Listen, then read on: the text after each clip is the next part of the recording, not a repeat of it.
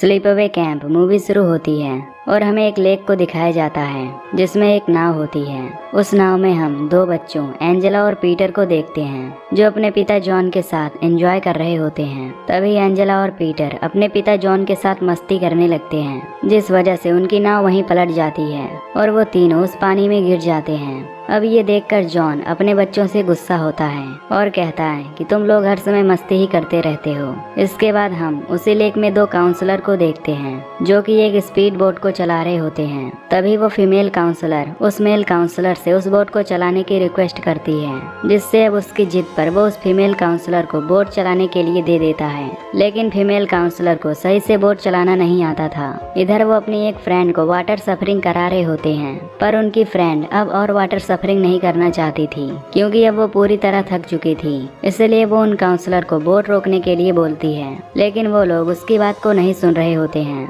उधर जॉन और उनके बच्चों के पास ये बोट जाने लगती है। तभी वाटर सफरिंग करने वाली लड़की उन दोनों को अपनी बोट मोड़ने के लिए कहती है क्योंकि आगे जॉन और उसके बच्चे थे, लेकिन इन लोगों को अभी भी उसकी आवाज सुनाई नहीं दे रही थी। तभी फीमेल काउंसलर उस बोट को उन तीनों के ऊपर चढ़ा देती है, जिससे जॉन और उसके एक बच्चे पीटर की वही मौके पर ही मौत हो जाती है, लेकिन एंजेला वो बच जाती है। इसके बाद हमें 8 साल बाद का सीन दिखाया जाता है जहां हम रिकी और एंजेला को देखते हैं। यहां एंजेला वही लड़की होती है जो 8 साल पहले उस लेक में बच गई थी, जिसके बाद एंजेला की कस्टडी आंटी मार्था को मिली और तभी से मार्था उसे अपने पास अपने बेटे रिकी की तरह पालने लगी। लेकिन एंजेला उस घटना से अब ट्रॉमेटाइज हो गई थी, यानी कि उसके बोलने और सुनने की क्षमता कम हो गई थी, इसलिए अब वो बहुत कम बोलती है। फिर हम देखते हैं कि रिकी और एंजेला दोनों एरावैक कैंप पर जा रहे होते हैं जहां इनकी तरह बहुत से बच्चे जा रहे थे। फिर ये दोनों स्कूल बस से कैंप पर आ जाते हैं जहां वो देखते हैं कि वहां पर इनके स्कूल के बहुत से फ्रेंड होते हैं।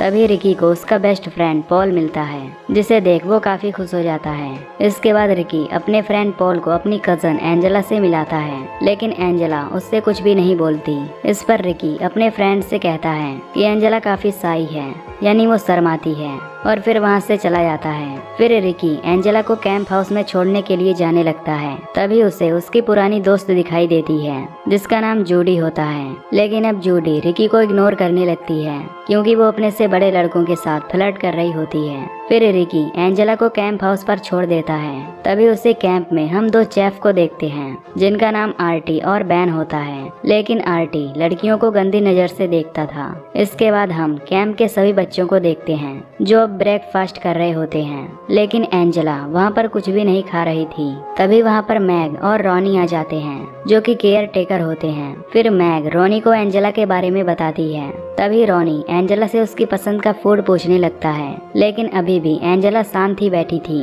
वो उसे कुछ नहीं बताती। अब ये सब देख रॉनी एंजेला को किचन में ले जाने लगता है ताकि एंजेला अपनी पसंद की चीज किचन से लेकर खा सके। फिर रॉनी एंजेला को किचन में ले जाता है। तभी वहाँ पर उसे आर्टी मिलता है। ये देखकर रॉनी एंजेला को आर्टी के बारे में बताता है और फिर रॉनी वहाँ से बाहर चला जाता है। तभी आर्टी एंजेला को किचन के दूसरे रूम में ले जाता है। उधर दूसरी तरफ रिकी एंजेला को ढूंढ रहा होता है। तभी उसे मैग मिलती है। वो उससे बताती है कि एंजेला को रॉनी किचन में ले गया है ताकि वो अपने पसंद का फूड सेलेक्ट कर सके।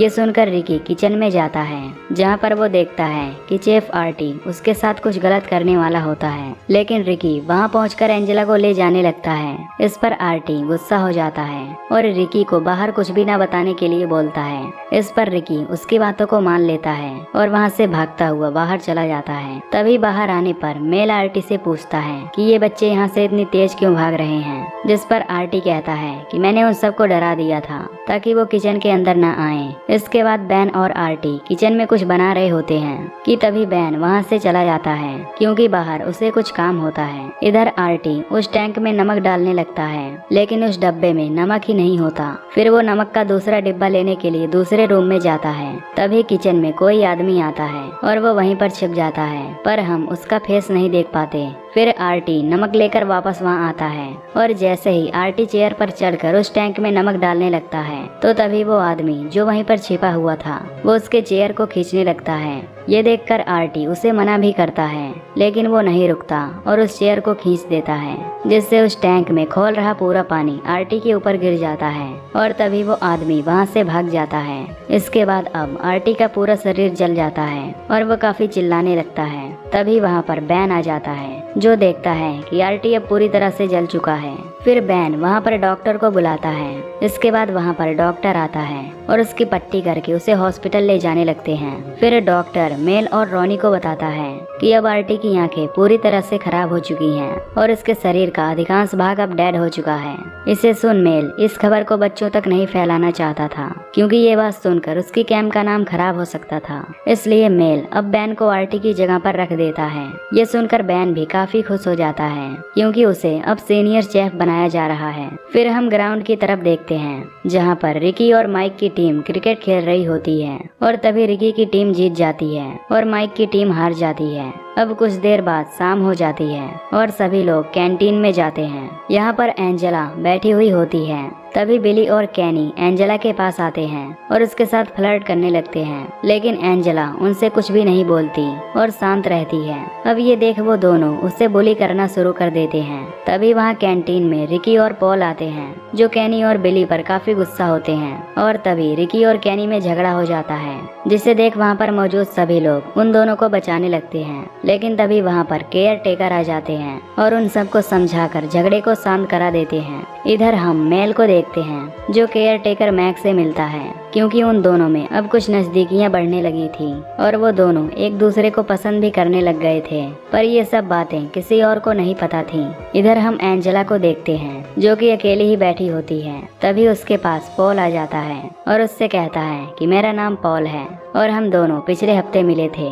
इसके बाद पॉल उससे स्कूल टाइम के बारे में कुछ बातें बताने लगता है। तभी एंजेला हल्की सी मुस्कुराने लगती है, पर वहीं दूर बैठी जूडी को यह सब देखकर काफी जलन हो रही थी, क्योंकि उसे लग रहा था कि पॉल ने उसे छोड़कर एंजेला को क्यों पसंद किया। तभी पॉल एंजेला को गुड नाइट कहता है और वहाँ से जाने लगता है, लेकिन तभी एंजेला भी उसे गुड नाइट बोलती है, जिसे सुनकर वो खुश हो जाता है। फिर हम देखते हैं कि अब रात हो चुकी होती है। तभी वहाँ पर मौजूद लेक में सभी बॉयज स्टूडेंट स्नान करने लगते हैं। कुछ देर बाद सब स्नान करके बाहर आ जाते हैं। तभी हम लेस्ली को देखते हैं, जो केनी के साथ लेक में जाती है, जहाँ पर वो दोनों नाव लेकर एंजॉय करने लगते हैं। लेकिन तभी केनी मस्ती करने लगता है और कहता है कि पानी में स्नेक घूम रहे हैं। इसके बाद केनी बोट को हिलाने लगता है, जिससे वो नाव वहीं पलट जाती है, जिससे वो दोनों पानी में गिर जाते हैं। इससे अब लेस्ली केनी पर गुस्सा होती है और फिर वहाँ से तैरते हुए बाहर निकलती है। इधर सभी लोग केनी को बुला रहे होते हैं, लेकिन वो वहाँ से बाहर नहीं आता,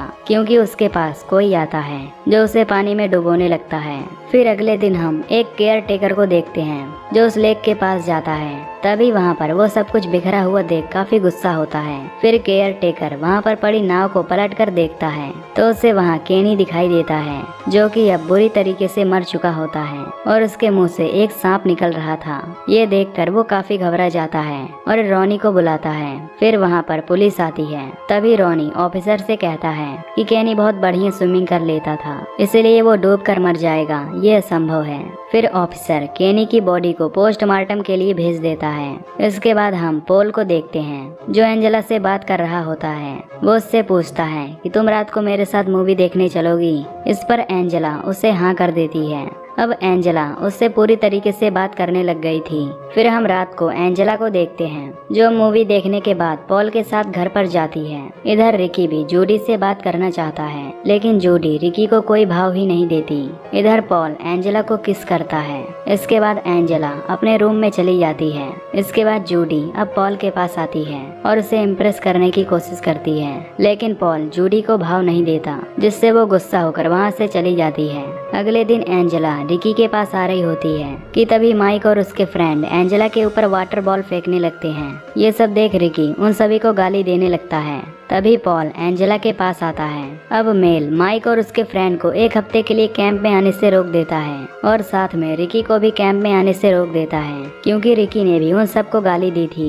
इन सब के बाद माइक, बिली और उसके सभी दोस्त अपने रूम पर आ जाते हैं, लेकिन माइक के अलावा उसके फ्रेंड वहाँ से खेलने के लिए चले जाते हैं। फिर हम देखते हैं कि माइक फ्रेश होने के लिए वॉशरूम में जाता है, लेकिन तभी कोई वॉशरूम के पीछे वाला कांच तोड़कर मधुमक्खी के छत्ते को फेंक देता है, जिससे माइक बहुत चिल्लाने जाने लगता है और हेल्प मांगने लगता है, पर अफसोस वहाँ पर कोई नहीं आता, जिससे माइक वहीं पर मर जाता है। तभी माइक के मौत की खबर सभी को लग जाती है। इधर मेल को लगता है कि ये सब रिकी कर रहा होगा, क्योंकि कोई तो है जो उसके कैंप को बर्बाद करना चाहता है, इसीलिए वो एक के बाद एक जान ले रहा था। फिर हम रात को देखते हैं कि पॉल और एंजेला दोनों लेक के पास जाकर एक दूसरे को किस करने लगते हैं। तभी पॉल एंजेला की शर्ट का बटन ओपन करने लगता है कि तभी एंजेला वहाँ से भाग जाती है, क्योंकि उसे अब कुछ पिछली बातें याद आ जाती हैं, जहाँ एंजेला फ्लैशबैक में देखती है कि उसके पिता जॉन किसी दूसरे आदमी के साथ सो रहे होते हैं। आखिर इस फ्लैशबैक का क्या मतलब है, तो ये हमें मूवी के लास्ट में पता चल जाएगा।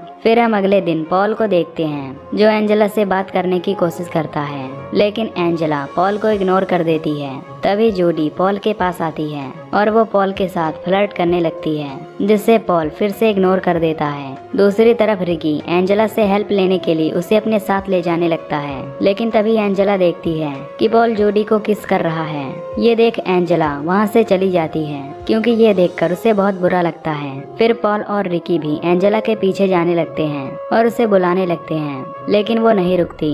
फिर हम रात में मैग को देखते हैं, जो कि मेल के साथ एक डेट फिक्स करती है। इसके बाद मैग वॉशरूम जाती है, लेकिन वहाँ वॉशरूम खाली नहीं था, जिसके बाद वो दूसरे वॉशरूम में जाती है और वहाँ नहा रही होती है। पर तभी मैग के पीछे कोई चाकू से उसके पूरे शरीर को चीर देता है, जिसके बाद वो वहाँ से भाग जाता है। दूसरी तरफ हम एक और केयर टेकर को देखते हैं, जिसका काम सिर्फ छोटे बच्चों का ध्यान रखना था। फिर वो सभी बच्चों को बाहर लेकर आता है, ताकि वो बच्चे खुले आसमान के नीचे सो सकें। इधर पॉल एंजेला के पास जाता है और उससे बातें करने की कोशिश करता है, लेकिन अब एंजेला उसे इग्नोर कर देती है।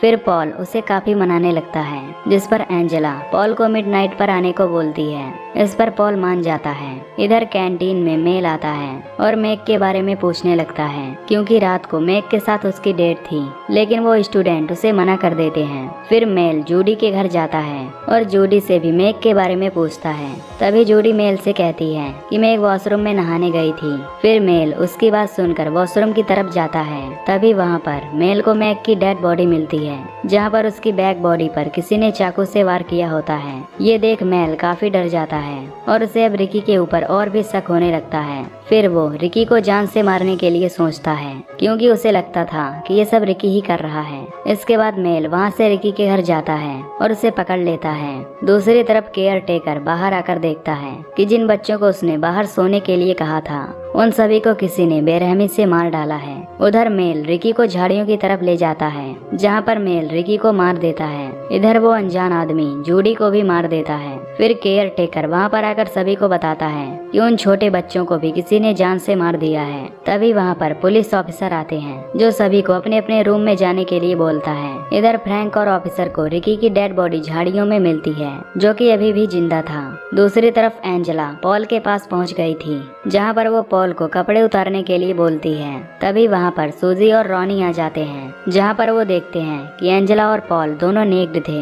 फिर वो धीरे धीरे उसके पास जाने लगते हैं और एंजेला को बुलाने लगते हैं, लेकिन वो कुछ भी नहीं बोल रही होती। तभी हम वो फ्लैशबैक देखते हैं, जहाँ पर हम रिकी की मॉम मार्था को देखते हैं और तभी हमें सब सच पता चलता है। दरअसल उस दिन जॉन और एंजेला की मौत हो गई थी, जिसमें पीटर बच गया था और फिर उसकी कस्टडी मार्था को दे दी जाती है, क्योंकि मार्था थोड़ी सनकी थी। इसीलिए वो पीटर को एक लड़की के रूप में पालने लगी, क्योंकि उसे एक बेटी की जरूरत थी। और तब से लेकर पीटर यानी एंजेला ट्रॉमेटाइज रहने लगी थी और अब जाकर वो पूरी तरह मेंटली डिस्टर्ब भी हो गई है। ये बात रिकी को भी नहीं पता थी कि एंजेला एक लड़का है। अब यहाँ रॉनी और सूजी जैसे ही एंजेला के पास आते हैं, तो वो देखते हैं कि एंजेला ने पॉल को भी जान से मार दिया है और उसका सर काट दिया था। तभी रॉनी देखता है कि एंजेला एक लड़का है, जिसे देख वो भी घबरा जाता है। अब हमें पता चलता है कि कैंप में हुए सारे मर्डर उस एंजेला ने ही किए हैं और इसी के साथ ये मूवी यहीं पर खत्म हो जाती है।